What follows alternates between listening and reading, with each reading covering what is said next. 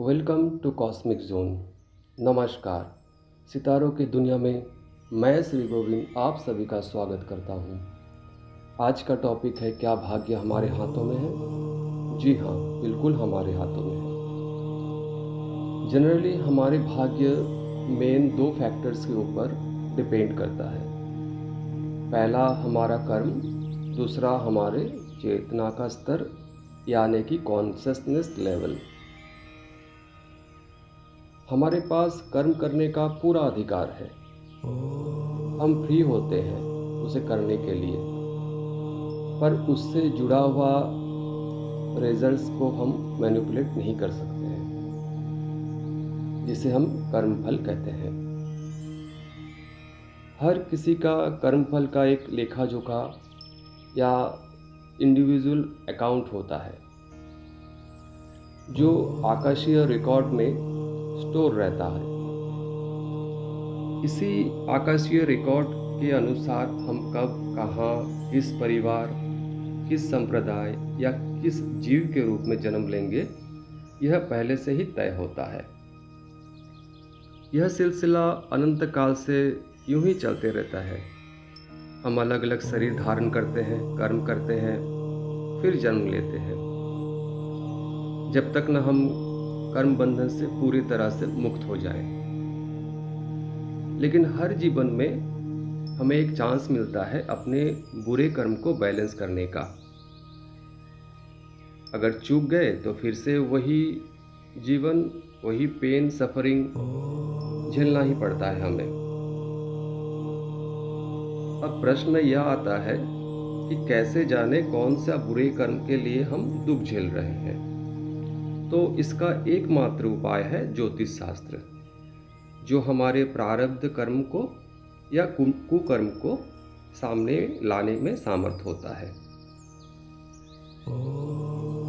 किसी अच्छे ज्योतिषी के मार्गदर्शन में यह जान ले कि कौन सा प्रारब्ध कर्म हमारे वर्तमान या भविष्य में दुख का कारण बन सकता है। उसके अनुसार ही पहले से अपना जीवन को सुधार ले, ताकि भविष्य में कोई दुख झेलना ना पड़े। अब चॉइस हमारे है, चाहे हम उसे सुधार ले या बिंदास होकर अपना जीवन को अय्याशी में काटे, यह सोच के कि जिंदगी जब तक मिली है मौज कर लेते हैं, कल किसने देखा है। तो इस प्रकार के सोच रखने वालों का भगवान भी भला नहीं कर सकता। बड़े मूर्ख हैं वो लोग जो इस तरह के सोच रखते हैं। इनको दोष देना भी बेकार है, क्योंकि इनका चेतना का स्तर काफ़ी निचला स्तर का होता है, और जब चेतना का स्तर निचला होगा तो स्वाभाविक है कि उसका विवेक शक्ति भी कम होगा। अब विवेक शक्ति कम होगा तो गलत संगत और गलत सोच से आसानी से शिकार बन जाएंगे, तो अपना कर्म तो वो ऐसा ही बिगाड़ देंगे। कर्मफल से कोई भी बच नहीं सकता। देवी देवता, राजा रंक, सारे प्रकृति के सामने बराबर हैं। और एक बात क्लियर है कि कोई भी पूजा पाठ, रत्न धारण, दान, दक्षिणा, यह बुरे कर्म को बैलेंस नहीं कर सकता। अगर हम अच्छे कर्म किए तो उसका फल अच्छा ही मिलेगा, और बुरे कर्म किए तो उसका फल बुरा मिलेगा। दोनों कर्मफल का एक्सपीरियंस हमें करना ही होगा।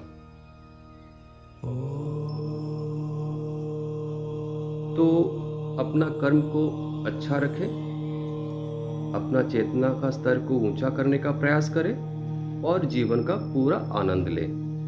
आज के लिए बस इतना ही। जल्द ही मिलते हैं दूसरे टॉपिक लेकर। तब तक के लिए गुड बाय। आपका दिन शुभ हो।